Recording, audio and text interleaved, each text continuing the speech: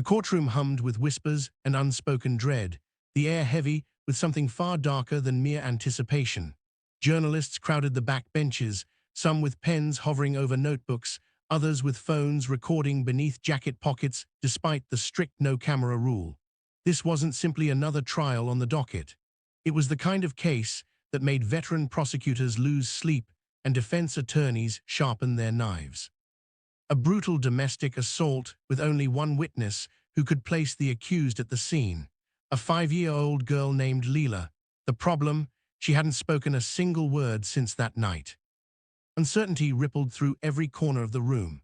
Prosecutors had debated for weeks whether to even attempt this. Defense attorneys had already filed 3 separate motions to exclude her testimony, arguing that a traumatized child couldn't possibly provide reliable evidence.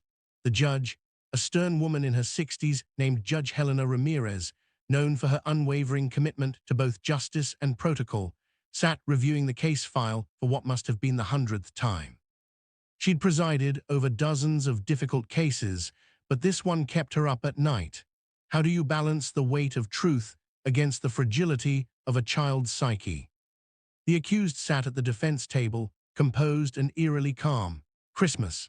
That's what everyone called him now, though his birth certificate read Christopher Masterson. He'd earned the nickname through his twisted philosophy of silence, convincing his victims that staying quiet was a gift he graciously allowed them. His lawyer, a sharp-suited man with silver hair and sharper tactics, shuffled papers with the confidence of someone who believed the system's technicalities would shield his client. After all, what could a mute 5-year-old possibly say that would hold up in court? Then the heavy oak doors at the back of the courtroom groaned open. Every head turned in unison.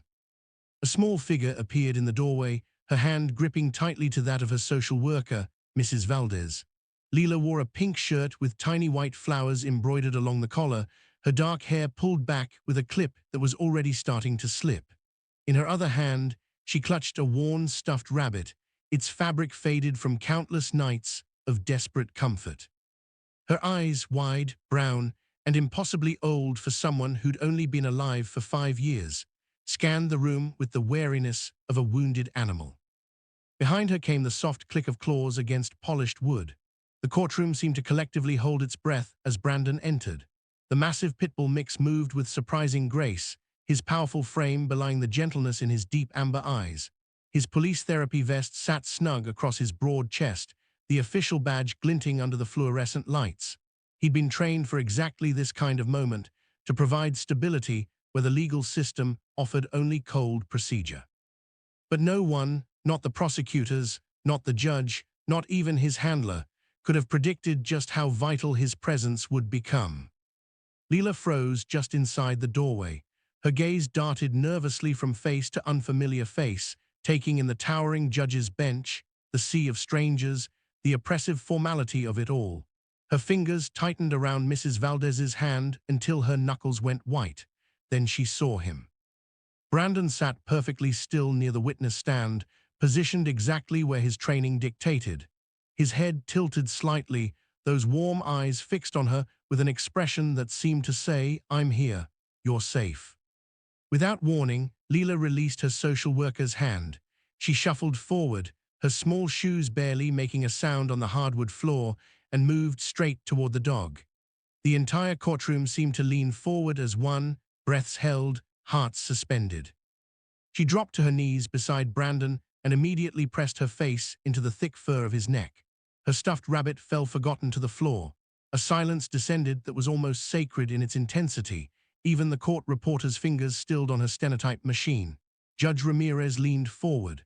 Prosecutor Diane Alvarez, standing at her table with a manila folder clutched against her chest, felt hope flutter in her ribs. The defense attorney's eyebrow arched skeptically. Then Leela whispered.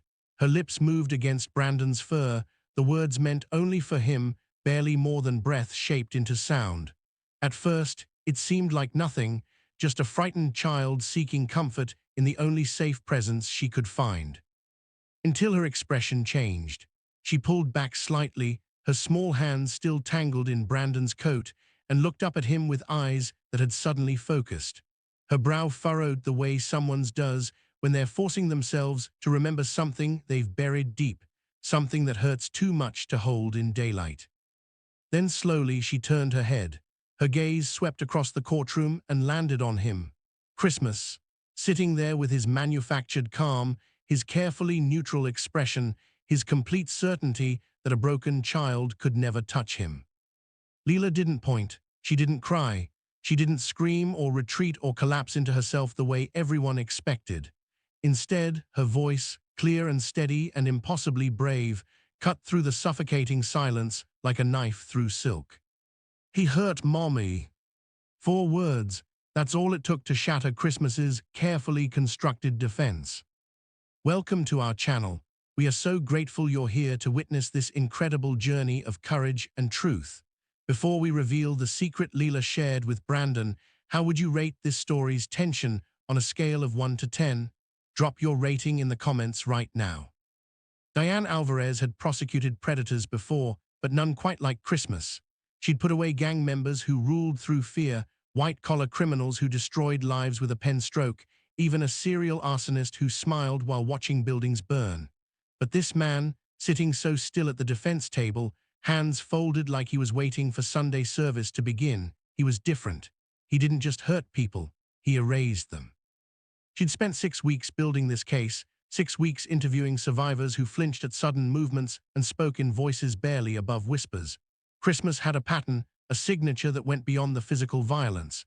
He specialized in breaking people from the inside out, convincing them that their pain was somehow their own fault, that speaking up would only make things worse. "It's better this way," he'd tell them. "Silence is a gift I'm giving you, don't throw it away." The sick bastard actually believed it too. That's what made him so dangerous. Diane glanced down at the file in front of her, though she'd memorized every detail weeks ago. Leela's mother, Teresa, had been one of the lucky ones, if you could call surviving with a fractured skull and broken ribs lucky. She'd spent 4 days in a coma while Christmas played the concerned boyfriend at her bedside, telling nurses how worried he was, how he hoped she'd wake up soon so she could clear up this terrible misunderstanding. He'd even brought flowers. But Teresa couldn't testify. The trauma had fractured more than just bones. Whole chunks of that night had simply vanished from her memory, her mind protecting itself the only way it knew how. The medical evidence was damning sure. The police photos showed furniture destroyed in a rage, blood spatter, consistent with a brutal beating, defensive wounds on Teresa's arms. But without a witness who could put Christmas's hands on her, without someone who could say, "I saw him do it," the defense had room to maneuver, room to create doubt. That's why everything rested on Leela, a child who hadn't spoken since she watched her mother's blood pool on their kitchen floor. Diane looked across the courtroom at Christmas. He was watching Leela with the same mild expression he'd worn throughout the preliminary hearings, the same expression he probably wore while beating Teresa unconscious. His attorney had dressed him well, navy suit, conservative tie, clean-shaven face, designed to project respectability. But Diane had learned to see past the costume. She recognized the predator underneath, the man who'd built his entire existence on the foundation of other people's fear. Christmas caught her staring and offered the smallest smile, barely a twitch at the corner of his mouth. It was a smile that said he knew something she didn't, a smile that said he'd already won. Diane didn't smile back. Instead, she turned her attention to the small girl kneeling beside Brandon, whispering secrets into fur, and she made a silent promise. This time, silence wouldn't protect the monster. This time, the truth would find a voice. The 4 words hung in the air like smoke that refused to dissipate. "He hurt Mommy." Leela's voice, small but crystalline, had cut through the courtroom's tension and left everyone suspended in the aftermath.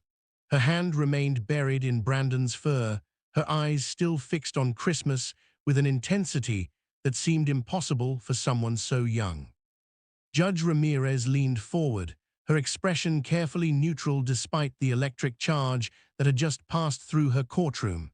Counsel approached the bench. But before Diane could even stand, the defense attorney was already on his feet. Richard Thornwell, a man who'd made his reputation dismantling prosecutions on technicalities, moved with the swift precision of a shark sensing blood in the water. "Objection, Your Honor," his voice boomed through the courtroom, shattering the sacred quiet. This is absolutely inadmissible. The witness hasn't been sworn in, hasn't been qualified to testify, and is clearly being influenced by the presence of an animal that— Mr. Thornwell, Judge Ramirez interrupted, her tone sharp as a blade. I said approach, not perform for the gallery. Diane rose, gathering her notes, but her eyes never left Leela. The little girl had pulled back slightly from Brandon, startled by the sudden explosion of Thornwell's voice. The dog shifted closer, pressing his shoulder against her, a living barrier between her and the chaos. At the bench, Thornwell didn't wait for permission to continue. Your Honor, this entire spectacle is prejudicial theater designed to manipulate the jury's emotions. A child whispering to a dog, that's not testimony, that's a circus act. There's been no foundation laid, no competency hearing, and quite frankly, allowing this to continue is a mockery of due process. Diane kept her voice measured, though fury simmered beneath her calm exterior. Your Honor, the witness has clearly demonstrated the ability to identify the defendant and articulate what she observed. The fact that she requires emotional support to do so doesn't invalidate her testimony. Brandon is a certified therapy animal specifically trained for. A dog isn't a lawyer, Ms. Alvarez, Thornwell cut in, his tone dripping with condescension. He can't translate, can't interpret, and certainly can't be cross-examined. What we have here is a traumatized child being coached to produce exactly the sound bite the prosecution needs. This is contamination at its finest. Judge Ramirez removed her glasses, pinching the bridge of her nose. Behind them at the defense table, Christmas sat perfectly still, that same slight smile playing at his lips. He was enjoying this, the legal wrangling, the procedural dance, the way the system's machinery could grind truth into dust if you knew which levers to pull. Ms. Alvarez, the judge said quietly, I'm inclined to hear Mr. Thornwell's concerns. This is highly irregular. Diane felt her stomach drop, but she forced herself to stand taller. Then let me lay proper foundation, Your Honor. Let me demonstrate exactly how and why this testimony is not only admissible, but essential to justice in this case. The judge studied her for a long moment, then nodded slowly. You'll get your chance, but counsel, tread very carefully. Christmas is banking on you being as silent as he tried to make Leela. He wins if we look the other way. Confirm you aren't siding with his toxic behavior. Subscribe and like right now to stand for the truth. Officer Sarah Mendoza took the stand with the quiet confidence of someone who'd testified dozens of times before. But this wasn't about crime scene analysis or forensic evidence. This was about Brandon, and when she spoke about him, her entire demeanor softened. Brandon came to us 3 years ago from a rescue situation, she began, her eyes finding the dog where he sat beside Leela. He'd been abandoned, left chained in a yard with no food or water. When we found him, he should have been aggressive, traumatized. Instead, he was gentle, almost protective of the officers who freed him. Diane stood at a respectful distance, letting Sarah's words fill the courtroom. Officer Mendoza, can you explain Brandon's role as a therapy animal? He's not just any therapy dog. Brandon is specifically trained for what we call trauma-informed support in high-stress legal proceedings. Most people see a pit bull mix and assume aggression, but that's exactly why he's so effective. He's powerful, yes, 90 pounds of pure muscle, but he uses that strength to create safety, not fear. Sarah leaned forward slightly, her hands gesturing as she spoke. We train these dogs for hundreds of hours. They learn to read microexpressions, changes in breathing, the subtle tremors that indicate someone's about to shut down. When a child like Leela approaches Brandon, he's not just sitting there looking cute. He's actively assessing her emotional state and responding in real time. Can you give the court an example? Diane asked. Watch them right now, Sarah said, nodding toward Leela. The little girl had her face pressed against Brandon's neck again, her shoulders rising and falling with rapid breaths. See how Brandon shifted his weight? He's leaning into her, creating pressure. It's called deep pressure therapy. It activates the parasympathetic nervous system, literally calming her body's stress response. He's doing what the legal system can't. He's making her feel safe enough to exist in this room. Thornwell shifted in his seat, clearly preparing an objection, but Judge Ramirez raised a hand, silencing him. The thing about trauma, Sarah continued, especially in children, is that it doesn't care about court schedules or legal procedures.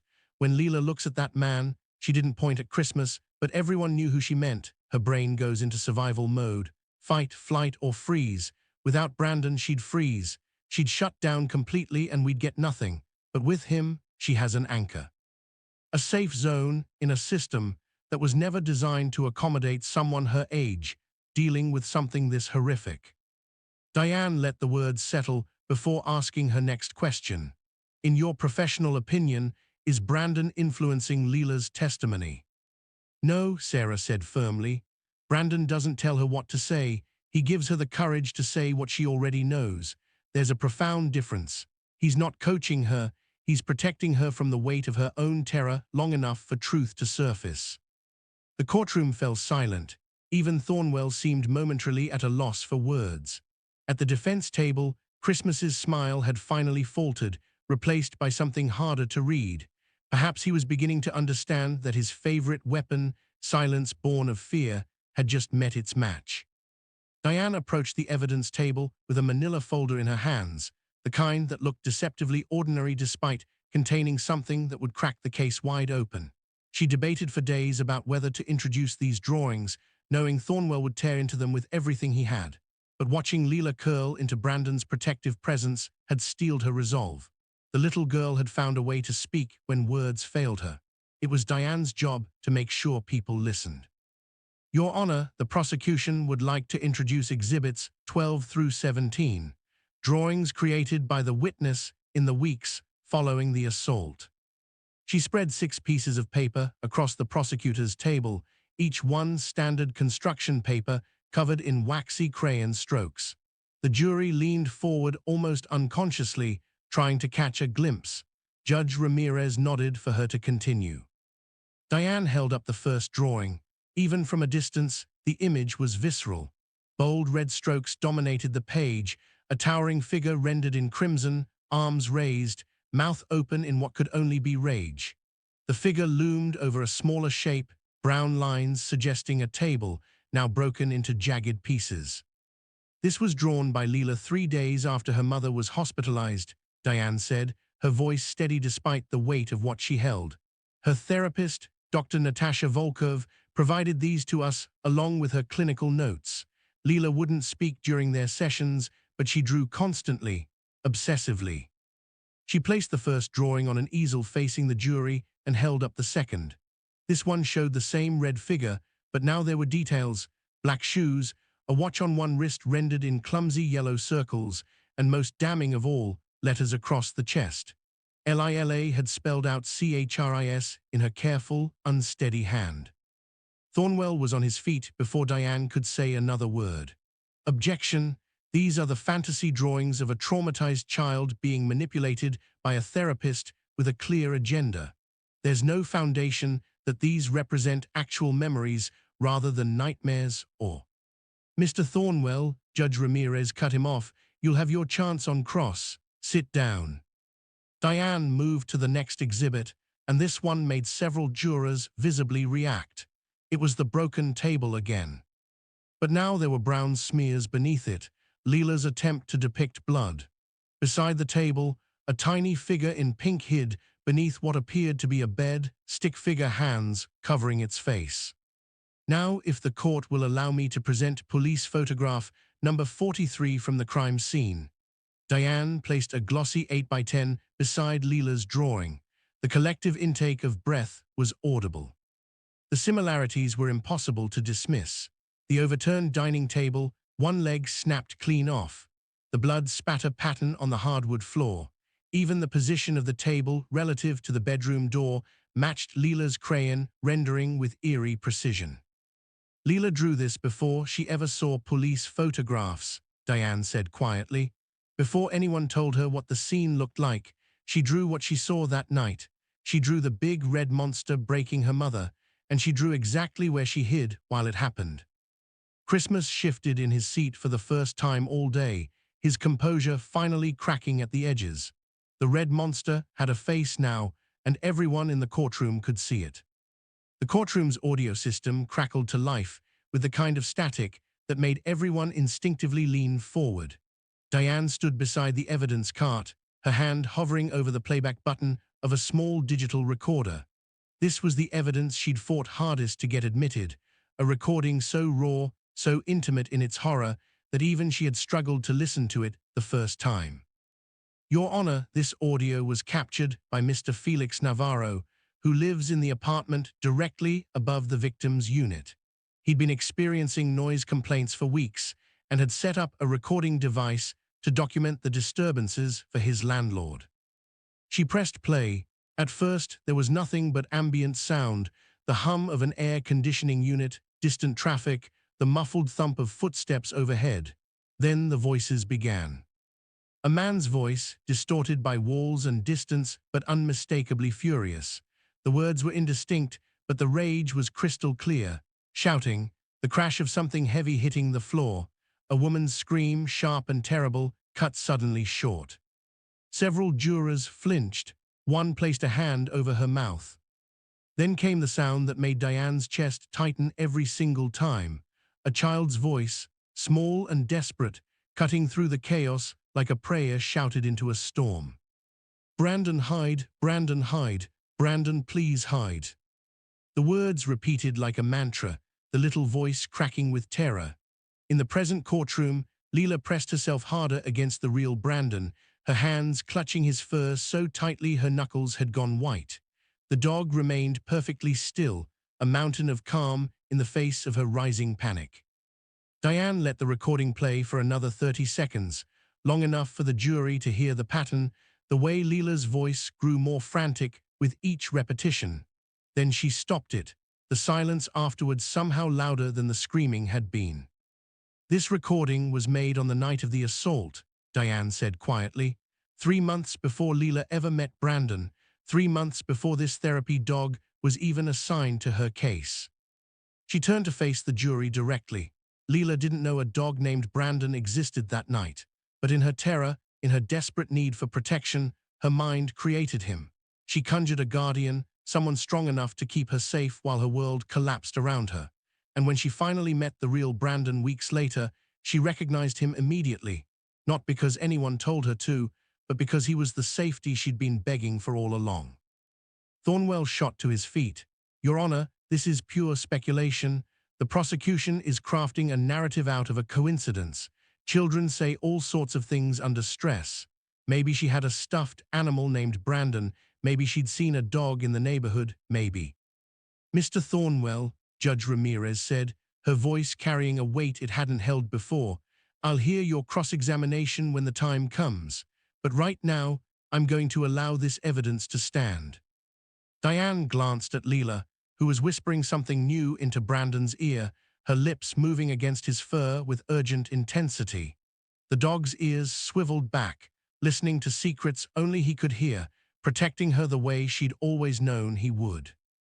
The defense wants to gatekeep the truth by calling this evidence a scam. Do you think Christmas went too far by trying to disqualify a 5-year-old, or would you have found a better way to defend him? Comment, everyone deserves respect if you think the process needs to change. Thornwell approached Leela with the careful precision of a surgeon preparing to make the first incision. He'd spent the lunch recess sharpening his strategy, and now he moved with the confidence of a man who believed he could dismantle a 5-year-old's testimony through sheer force of legal expertise. Judge Ramirez had allowed him to question the witness, but with strict parameters. He had to remain at least 6 feet away, keep his voice calm, and avoid any aggressive gestures. None of those restrictions dulled the blade he was about to wield. Hello, Leela, he began, his tone saccharine sweet, the kind of false warmth that made Diane's skin crawl. My name is Mr. Thornwell. I just want to ask you a few questions, okay? Leela didn't respond. She kept her face pressed against Brandon's shoulder, her small frame rigid with tension. The dog shifted slightly, positioning himself more squarely between her and the approaching attorney. Leela, can you tell me who taught you to say that Mr. Masterson, that's the man over there, who taught you to say he hurt your mommy? Diane stood immediately. Objection, leading and assumes facts not in evidence. Sustained, Judge Ramirez said sharply. Rephrase, Mr. Thornwell. He smiled, unbothered. Of course, Your Honor. Leela, honey, do you remember talking to Ms. Alvarez before today, the lady in the grey suit over there? Leela's fingers tightened in Brandon's fur, but she nodded ever so slightly. And did Ms. Alvarez tell you what to say in court today? Objection, Diane's voice cut through the courtroom. Counsel is badgering a traumatized child witness. Your Honor, I'm simply establishing whether this testimony is genuine or coached, Thornwell countered smoothly. The prosecution has built their entire case on the words of a 5-year-old who conveniently started speaking only after being paired with an emotional support animal and spending weeks in therapy sessions. I have every right to question the authenticity of this so-called testimony. Judge Ramirez's expression hardened. You may continue, Mr. Thornwell, but I'm watching you very carefully. He turned back to Leela, and this time his tone shifted, still polite, but with an edge underneath. Leela, isn't it true that you didn't actually see what happened to your mommy, that you were hiding under the bed the whole time, just like your drawing showed? Leela pulled back from Brandon slightly, her eyes wide and glistening with unshed tears. And if you were hiding under the bed with your hands over your face, like in your picture, then how could you possibly know who was in the room? You were just guessing, weren't you? Or maybe someone told you what to say. That's enough. Diane was on her feet again, but before the judge could rule, something extraordinary happened. Leela turned her head and looked directly at Christmas for the second time that day. Her voice, when it came, was barely above a whisper, but carried the weight of absolute certainty. I heard his voice, the bad voice, the one that makes mommy scared. Thornwell's confident expression flickered just for a moment. Your Honor, this is clearly. I heard him, Leela repeated, louder now, her hand gripping Brandon's collar like an anchor. And Brandon knows I'm telling the truth. The courtroom erupted into murmurs, and Judge Ramirez had to bang her gavel 3 times to restore order. Dr. Natasha Volkov settled into the witness stand with the quiet authority of someone who'd spent 20 years studying the intersection of trauma and memory. She was a clinical psychologist specializing in pediatric PTSD, and Diane had flown her in specifically for this testimony. If anyone could make the jury understand what was happening between Leela and Brandon, it was her. Dr. Volkov, Diane began, can you explain to the court what you observed during your sessions with Leela? Natasha's accent, a soft Eastern European lilt, made her words feel both precise and compassionate. When Leela first came to me, she exhibited classic symptoms of complex trauma, selective mutism, hypervigilance, dissociative episodes. Her nervous system was stuck in what we call a perpetual threat state. The slightest trigger, a raised voice, a door closing too hard, even certain colors, would send her into complete shutdown. She gestured toward where Leela sat with Brandon, the little girl now calm enough to have her head resting against the dog's side. But something remarkable happened when she met Brandon. Within minutes of their first interaction, I observed changes in her physiology that typically take months of therapy to achieve. Can you be more specific? Diane asked. Her breathing regulated, her heart rate slowed. I was monitoring her vitals during that session. Most importantly, she made eye contact for the first time in weeks. Brandon didn't just comfort her. He became what we call a co-regulator, an external nervous system that her own traumatized system could synchronize with. Natasha pulled out a small diagram, and the bailiff placed it on the overhead projector. It showed a simplified image of a brain with different regions highlighted. When a child experiences severe trauma, their amygdala, the fear center, becomes hyperactive. Meanwhile, the prefrontal cortex, which handles language and rational thought, essentially goes offline. This is why Leela couldn't speak. It wasn't a choice. Her brain literally couldn't access the neural pathways needed for verbal communication. She pointed to Brandon. Dogs like him, especially those trained in trauma-informed support, operate on a different frequency than humans. They don't demand eye contact, they don't ask questions, they don't judge. For someone with PTSD, that non-threatening presence creates what we call a window of tolerance, a safe zone where the brain can begin to process trauma without completely shutting down. So Brandon acts as a translator, Diane prompted. In a manner of speaking, yes. He translates safety into a language Leela's traumatized nervous system can understand. When she whispers to him, she's not just talking to a dog. She's practicing using her voice in the one context where her brain doesn't perceive mortal danger. And because he remains calm, because his presence tells her you are safe, you are protected, she can access memories that would otherwise be locked behind walls of terror. Natasha leaned forward, her expression earnest.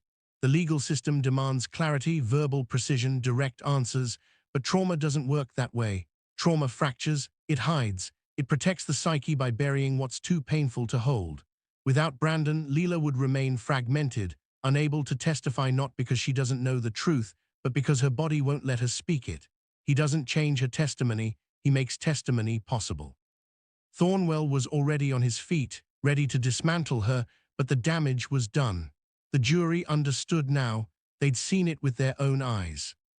The afternoon light had shifted, casting long shadows across the courtroom floor. Leela had been on and off the stand for nearly 3 hours, and exhaustion showed in the droop of her small shoulders.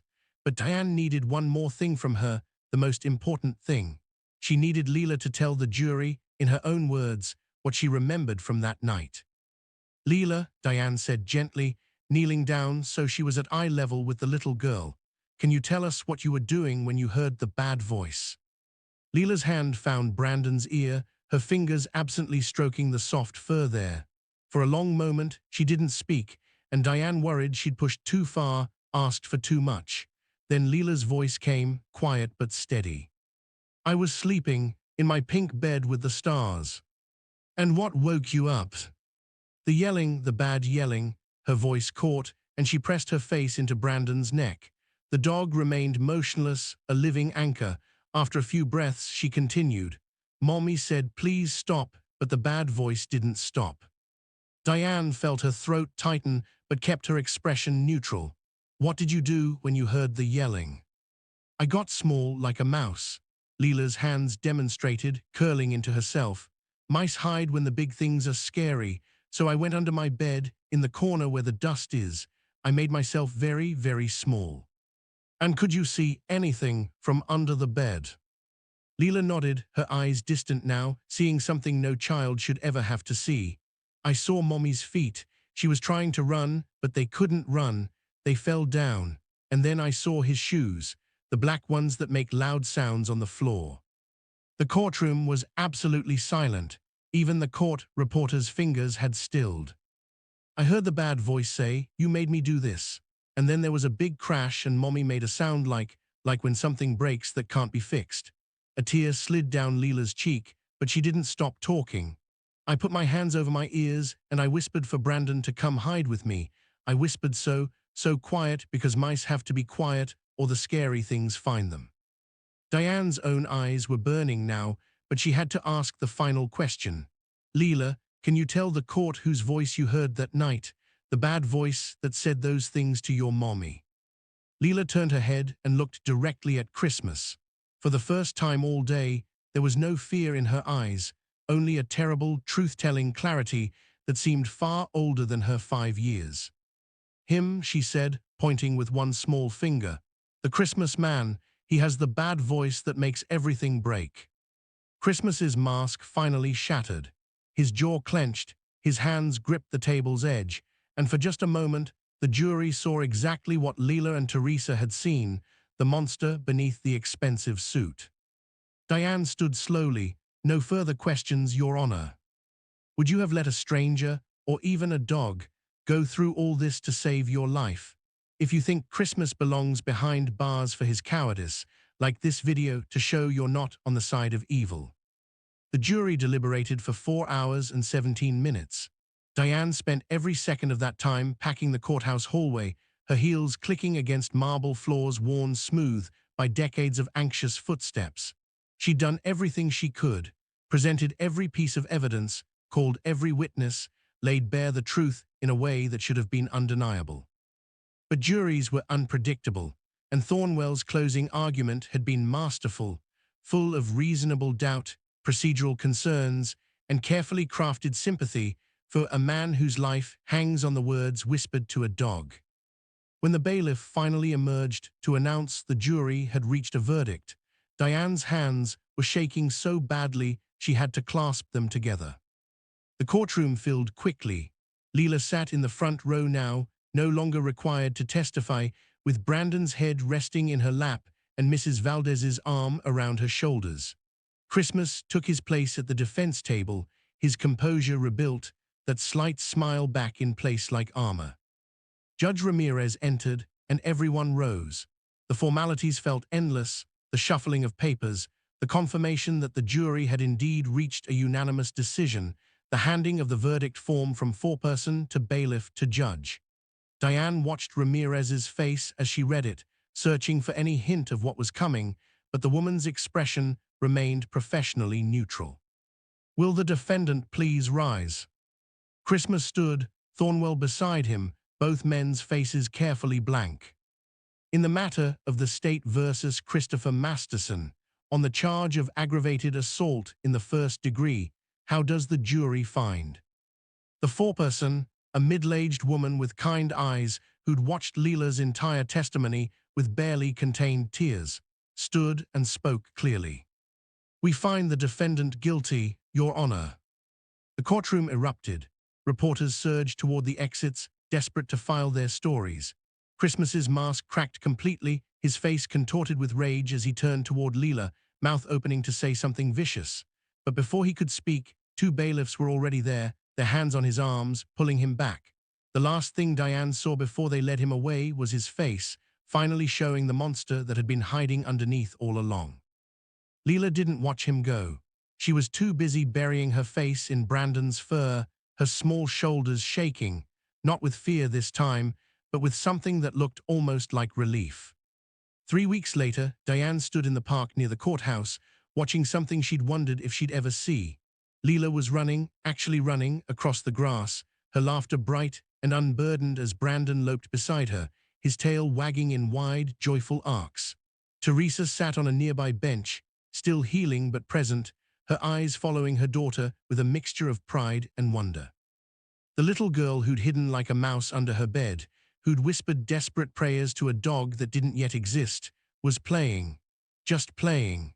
The weight of testimony, of trauma, of truth-telling had lifted enough for her to remember what it felt like to be 5 years old on a sunny afternoon. Brandon caught the tennis ball Leela threw and brought it back, dropping it at her feet with exaggerated ceremony. And when Leela smiled, genuinely smiled, wide and toothy and real, it was like watching sunlight break through storm clouds.